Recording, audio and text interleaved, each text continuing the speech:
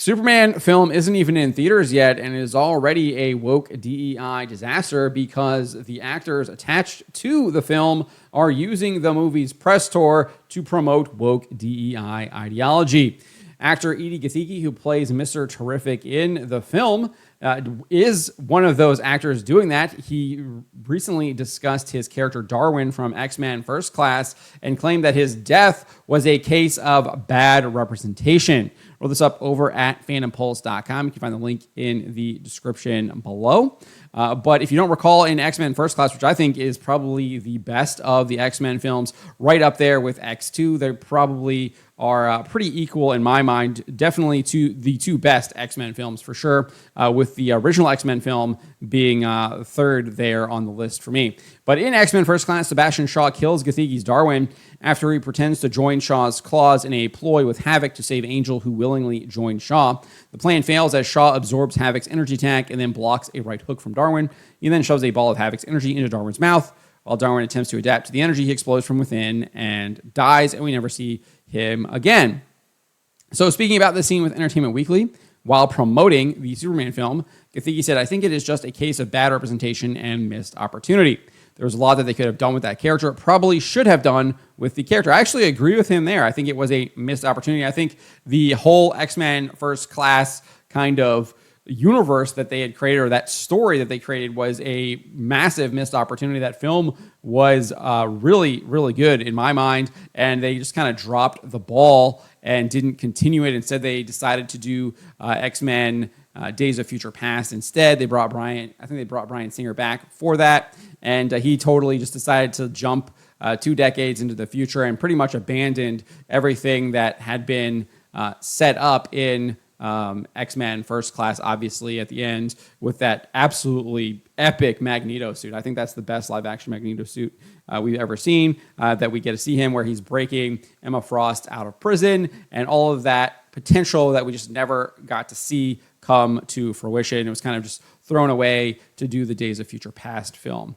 So I agree with him. I agree with him there. Though a huge missed opportunity, not just with his character, obviously, because I thought his character was really interesting, he had a lot of charisma, etc. Obviously, interesting powers, and we just didn't get a scene of it. So I agree with him. It was a missed opportunity. Now, was it bad representation? No, I don't think so. A character getting killed is not bad representation. We see characters getting killed in movies all of the time, and that doesn't mean it's bad representation. Anyways, Gathegi goes on and says, "I was waiting to be brought back after First Class because, as you know, the character doesn't die. The fact that he died in the first one isn't that big of a deal. If he does what he does in the comics, which is come back, every movie that came out and the character didn't come back, it solidified that it was a misrepresentation and a missed opportunity." Again, don't think it was a misrepresentation, but again, do agree that it was a missed opportunity because they completely abandoned the entire First Class storyline. Now, obviously, they did bring back Magneto. They brought back Professor X. They brought back Nicholas Hoult and Beast, etc. They had some of those other characters that obviously did show up in Days of Future Past, and then obviously Apocalypse, but that film was an absolute disaster. The Apocalypse film was terrible. Days of Future Past was solid, but again, I don't think it was as good as First Class nor X2. Again, as I said, missed opportunity, but as far as it being a misrepresentation, I don't really see that at all whatsoever. And then if you didn't think he was talking about race, he makes it clear that's exactly what he was doing, right? He says Gathegi went on to claim that his role as Mr. Terrific in Superman is undoing what he views as a wrong in X-Men First Class. He says, "This job is kind of undoing the wrongs of Darwin. I know that as it stands right now, this isn't the only project that I'll be in." So obviously, he's been promised by James Gunn, DC Studios, that his character, Mr. Terrific, will indeed be in other projects after this Superman film. Who knows what those projects will be, but clearly he says that he will be in that. And I mean, obviously, I think that probably depends on how well this film does and what the budgets are for those projects that he's being promised to be in. We'll see. I have a feeling that this film is really going to have to rely on word of mouth on how well it does. Everything I've seen from the film, it just does not look good. I've described it as slop, the film, especially after that most recent trailer they released where they were announcing that tickets had gone on sale. It it looks like a disaster. It looks like there's way too much stuff happening. You've got Superman getting lectured by Lois Lane. Lois Lane is driving some spaceship. It just doesn't look all that enticing whatsoever, especially for a Superman film. We did get some descriptions of Mr. Terrific for the film. We do know that he is part of what the film is calling the Justice Gang. It includes, obviously, Mr. Terrific, as well as Green Lantern Guy Gardner and Hawkgirl. It is bankrolled by Maxwell Lord.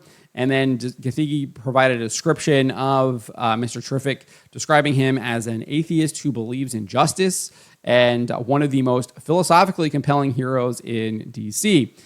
There is absolutely no way that an atheist can be a philosophically compelling hero. That just doesn't make any sense whatsoever. That can't happen. Anyways, he goes on and says he found meaning in knowledge. He saw that while the universe might be cruel, and intelligence, science, and innovation could make it better, he chose to become hope rather than succumbing to the despair of losing his wife. Additionally, he shared that his character is unemotional, just really interested in doing the right thing and saving the most amount of people. Now, obviously, there could be some interesting philosophical debates on that. I could see potentially like bringing up that like the trolley debate, etc.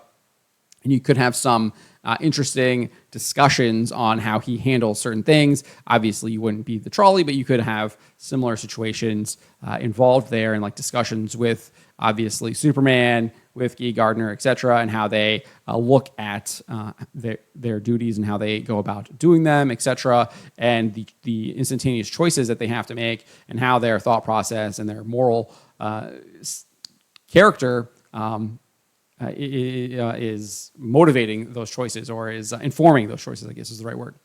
Anyways, he goes on and says, I did have my ideas of how to play the stoicism of this character, and then I found myself in these scenes going, this feels a little psychotic. Isn't that interesting? Interesting. Describes his character as an atheist who believes in justice, and then describes him being as stoic and claims that it's a little psychotic. I wonder why. Anyway, he goes on and says, no one who's going through what these characters are going through, with the stakes being as high as they are, has the ability to not be affected by that. I think in the doing of it, we found a lot more color and more complexity and just more humanization. So that is what Edi Gathegi has to say. Clearly pushing the DEI agenda here by discussing his death as Darwin in X-Men First Class as some kind of misrepresentation, and then claiming that the Superman film is undoing what he views as a wrong in X-Men First Class. But let me know what you guys make of this. What do you make of Edi Gathegi's comments here? Let me know in the comments below. Remember to always be charitable, especially to each other, and to always, always speak the truth. Why would you be afraid of the people? Why are you not afraid of God instead of man?